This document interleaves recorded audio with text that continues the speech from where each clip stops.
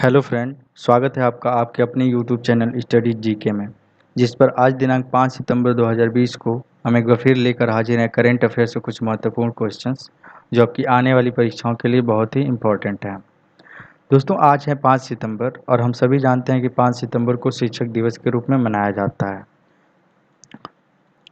तो दोस्तों, आगे बढ़ने से पहले मैं आपका थोड़ा समय लेना चाहूँगा और मैं बताना चाहूँगा कि माता पिता के बाद जो सबसे बड़ा स्थान होता है वो एक गुरु का ही होता है। एक अच्छा गुरु हमारा एक अच्छा मार्गदर्शक होता है। आज हम और आप जो भी बोल रहे हैं, सुन रहे हैं या समझ रहे हैं या पढ़ लिख रहे हैं, वो सब इन गुरुओं की ही देन है। तो हम इन गुरुओं को शिक्षक दिवस की हार्दिक बधाई देते हैं और बढ़ते हैं अपने पहले क्वेश्चन की तरफ, जो कि कुछ इस प्रकार है। दोस्तों, हमारा पहला क्वेश्चन है, शिक्षक दिवस इनमें से किनके जन्मदिन पर मनाया जाता है?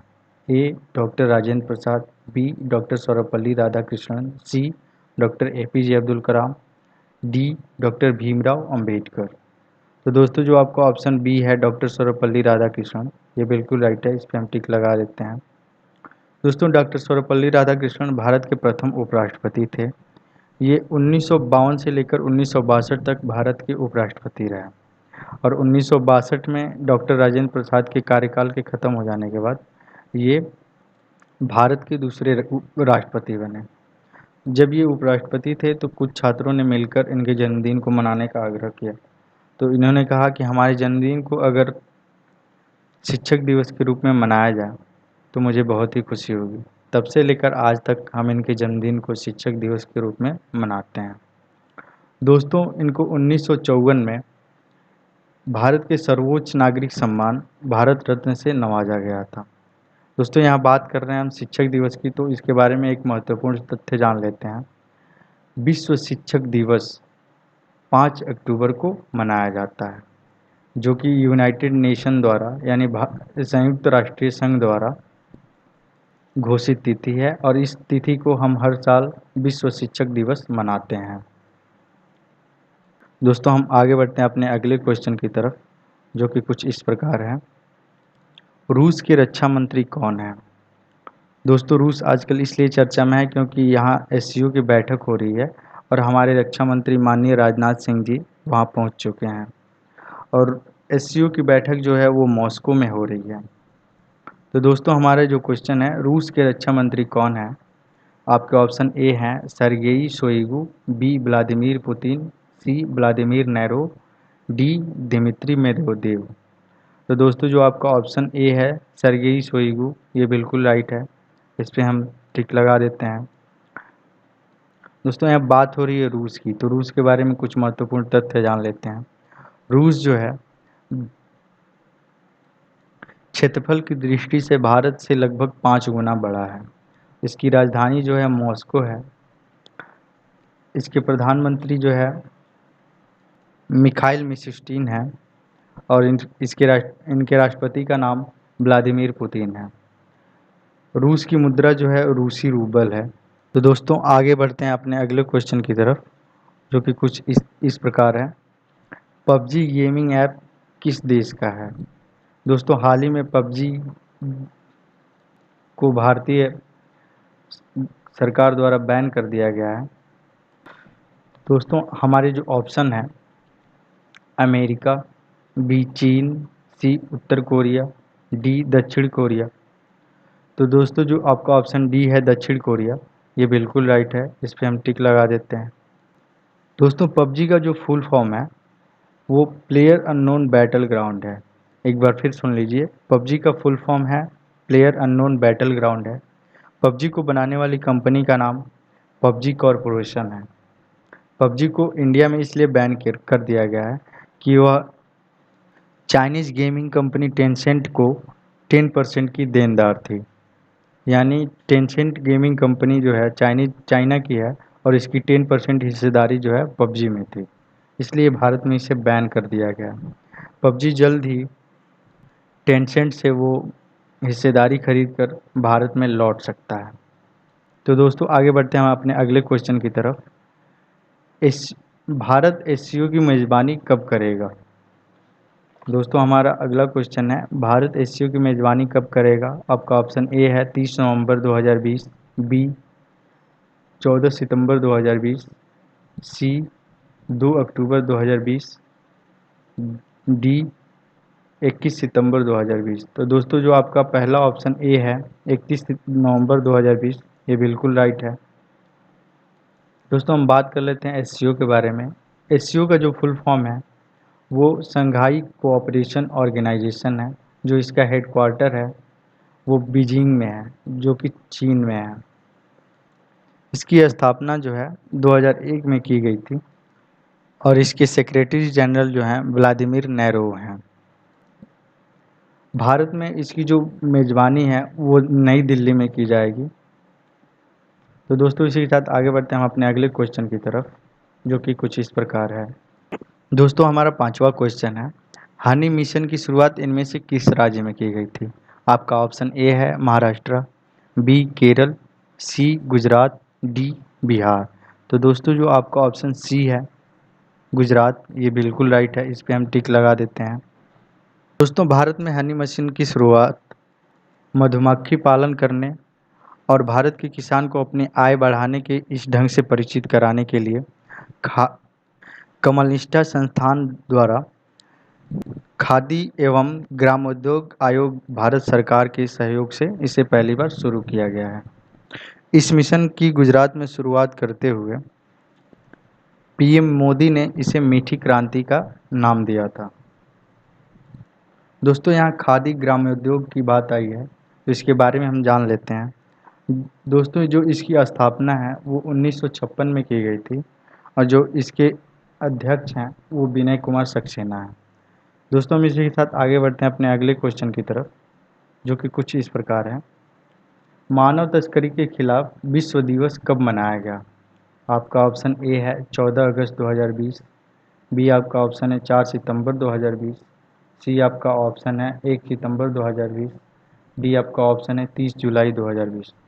तो दोस्तों जो आपका ऑप्शन डी है 30 जुलाई 2020, ये बिल्कुल सही है। इस पर टिक लगा देते हैं। दोस्तों जो इसका थीम था वो था committed to the cause working on the front line to end human trafficking. दोस्तों एक बार फिर सुन लीजिए। जो इसका थीम था committed to the cause working on the front line to end human trafficking. तो दोस्तों आगे बढ़ते हैं हम अपने अगले क्वेश्चन की तरफ। उससे पहले हम आपको बता दें कि आप जो भी यहाँ वीडियो देखते हैं उसके एक प्रॉपर नोट्स बनाया कीजिए, ताकि आप कहीं कुछ भूलें तो आपको बार बार वीडियो देखने की ना ज़रूरत पड़े। आप अपना पन्ना पलट के भी देख सकते हैं और अब ये आपका अपना स्टोरेज होगा और आपके लिए अपना हैंड नोट्स जो है वो बहुत फ़ायदेमंद हो सकता है। तो दोस्तों इसी के साथ आगे बढ़ते हैं अपने अगले क्वेश्चन की तरफ। अगला हमारा क्वेश्चन है, गुल्बेनकियन पुरस्कार इनमें से किसे दिया गया है? दोस्तों हमारा अगला क्वेश्चन है, गुल्बेनकियन पुरस्कार इनमें से किसे दिया गया है?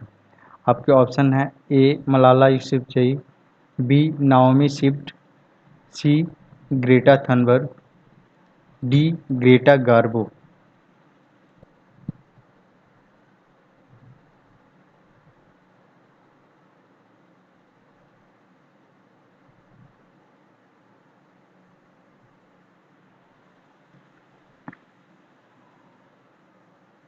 तो दोस्तों जो आपका इस ऑप्शन सी है ये बिल्कुल सही है। इस पर हम टिक लगा देते हैं। ग्रेटा थनबर्ग को, जो स्वीडन की रहने वाली हैं, इनको गुल्बेनकियन पुरस्कार से नवाजा गया है। गुल्बेनकियन पुरस्कार मानवता के लिए दिया जाने वाला पुरस्कार है और इन्हें ये 17 वर्ष की आयु में दिया गया है। इनको एक और पुरस्कार 11 दिसंबर 2019 को time person of the year के रूप में प्रदान किया गया था। दोस्तों चूँकि ग्रेटा थनबर्ग जो हैं वो एक सामाजिक कार्यकर्ता हैं, ये पर्यावरण संबंधी चीज़ों में ज़्यादा जागरूकता फैलाती हैं और इसीलिए इनको सामाजिक भलाई के इस कार्य के लिए गुल्बेनकियन पुरस्कार दिया गया है। और ये हालांकि स्वीडन से बिलोंग करती हैं, तो इनके स्वीडन के बारे में हम कुछ जान लेते हैं। स्वीडन की जो कैपिटल है वो स्टॉकहोम है और स्वीडन के जो प्राइम मिनिस्टर हैं वो स्टीफन लेफोन हैं। स्वीडन की मुद्रा जो है वो स्वीडिश क्रोना है, नॉट कोरोना, स्वीडिश क्रोना है। तो दोस्तों इसी के साथ आगे बढ़ते हैं हम अपने अगले क्वेश्चन की तरफ, जो कि कुछ इस प्रकार है। खुद को कोरोना मुक्त करने वाला यूरोप का पहला देश कौन सा है? दोस्तों ध्यान से सुनिएगा इस क्वेश्चन को, कि खुद को कोरोना मुक्त करने वाला यूरोप का पहला देश कौन सा है? आपका ऑप्शन ए है Slovenia, B Italy, C France, D Germany. दोस्तों हम सभी जानते हैं कि कोरोना महामारी पूरे वर्ल्ड में फैल गई है। हम सभी को बच के रहना होगा, प्रॉपर प्रिकॉशन लेने होंगे, क्योंकि precaution is better than cure. तो दोस्तों आते हैं हम अपने क्वेश्चन पे। खुद को कोरोना मुक्त करने वाला यूरोप का पहला देश कौन सा है? तो आपका ऑप्शन है A Slovenia, B Italy, C France, D Germany. तो जो आपका ऑप्शन ए है स्लोवेनिया, ये बिल्कुल राइट है। इस पर क्लिक कर देते हैं, सही कर देते हैं हम इसे। दोस्तों हम स्लोवेनिया के बारे में कुछ जान लेते हैं। दोस्तों स्लोवेनिया जो है ये यूरोपीय महाद्वीप का एक देश है और इसकी जो राजधानी है ये जुब्लिजाना है। इसके प्रेसिडेंट का नाम जो है वो दानिलो तुर्क है और इसके प्रधानमंत्री जो हैं वो जनेट जानसा हैं और इसकी मुद्रा यूरो है। तो दोस्तों आगे बढ़ते हैं अपने अगले क्वेश्चन की तरफ। हाल हाल ही में गूगल ने दृष्टिहीन व्यक्तियों के लिए एक कीबोर्ड लॉन्च किया है, उसका नाम क्या है? तो जो आपके ऑप्शन हैं टेकबॉट, चैटबैक, चैटबॉक्स, डी टॉकबैक। दोस्तों ऑप्शन एक बार फिर सुन लीजिए। ए टेकबॉट, सी बी चैटबैक, सी चैटबॉक्स, डी टॉकबैक। तो दोस्तों जो आपका ऑप्शन डी है टॉकबैक, ये बिल्कुल राइट है। इसे दृष्टिबाधित लोगों के लिए गूगल ने लॉन्च किया है। इसकी जो लॉन्चिंग डेट है वो 19 अप्रैल 2020 है। ये एक वर्चुअल ब्रेल कीबोर्ड है। तो दोस्तों आगे बढ़ते हैं हम अपने अगले क्वेश्चन की तरफ, जो कि है देश का ऐसा कौन सा राज्य है जिसने 100% गैस कनेक्शन देने का लक्ष्य प्राप्त कर लिया है? तो दोस्तों हमारा अगला क्वेश्चन है, फिर एक बार फिर सुन लीजिए। देश का ऐसा कौन सा राज्य है जिसने 100% गैस कनेक्शन देने का लक्ष्य प्राप्त कर लिया है? आपका ऑप्शन है ए उत्तर प्रदेश, बी हिमाचल प्रदेश, सी मध्य प्रदेश, डी अरुणाचल प्रदेश।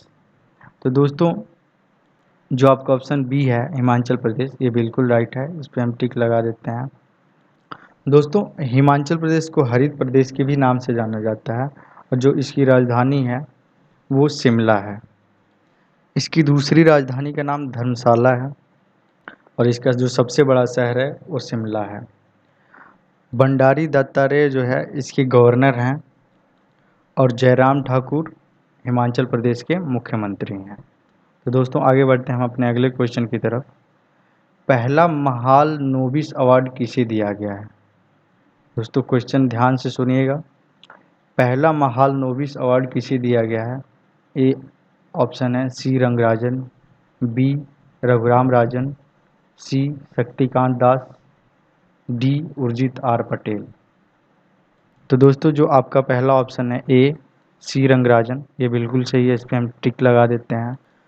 दोस्तों महालनोबिस अवार्ड जो है वो भारत सांख्यिकी के पिता पीसी महालनोबिस के सम्मान में दिया जाता है और इस बार इसे सी रंगराजन को दिया जाएगा, जो रिजर्व बैंक ऑफ इंडिया के पूर्व गवर्नर रह चुके हैं।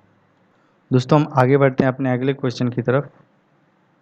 ड्रैगन फ्लाई फेस्टिवल 2020 इनमें से कहाँ हुआ था? दोस्तों हम एक बार फिर क्वेश्चन दोहरा देते हैं। ड्रैगन फ्लाई फेस्टिवल 2020 इनमें से कहाँ हुआ था? आपका ऑप्शन ए है तमिलनाडु, बी आंध्र प्रदेश, सी केरल, डी तेलंगाना। तो दोस्तों 2020 में ड्रैगन फ्लाई फेस्टिवल का आयोजन जो है वो केरल में हुआ है। तो आपका ऑप्शन जो है सी बिल्कुल सही है। ड्रैगन फ्लाई फेस्टिवल को हम थुम्बी महोत्सव भी कहते हैं और इसे जीवों के संरक्षण हेतु मनाया जाता है। तो दोस्तों आगे बढ़ते हैं हम अपने अगले क्वेश्चन की तरफ कि हरित पथ क्या है। दोस्तों क्वेश्चन एक बार फिर सुन लीजिए। हरित पथ क्या है? आपका ऑप्शन ए है किसी रास्ते का नाम, बी मोबाइल ऐप, सी हरित क्रांति का दूसरा नाम, डी हिमाचल प्रदेश का उपनाम। तो दोस्तों जो आपका ऑप्शन बी है मोबाइल ऐप, ये बिल्कुल सही है। हरित पथ एक मोबाइल ऐप है जो हरित राजमार्गों के निर्माण की सुविधाओं से जुड़ी सूचनाओं को देता है।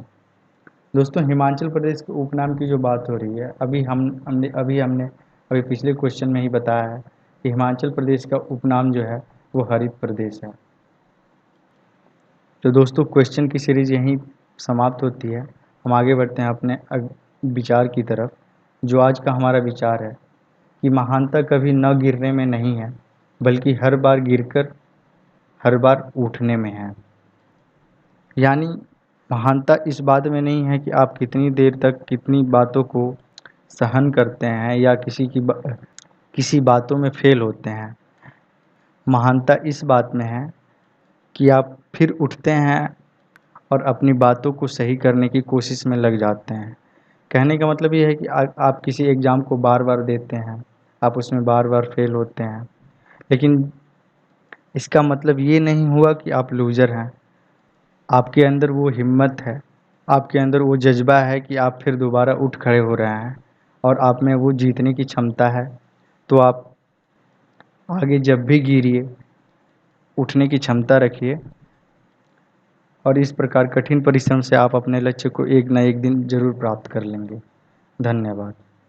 दोस्तों वीडियो समाप्त होने से पहले मैं आपसे एक रिक्वेस्ट करना चाहूँगा कि अगर आपको हमारी वीडियो जो हैं पसंद आ रही हों तो इसे लाइक करें, सब्सक्राइब करें और शेयर ज़रूर करें और कमेंट करके बताएं आपको हमारी ये वीडियोज़ कैसी लगी, ताकि हम और इम्प्रूवमेंट कर सकें। धन्यवाद।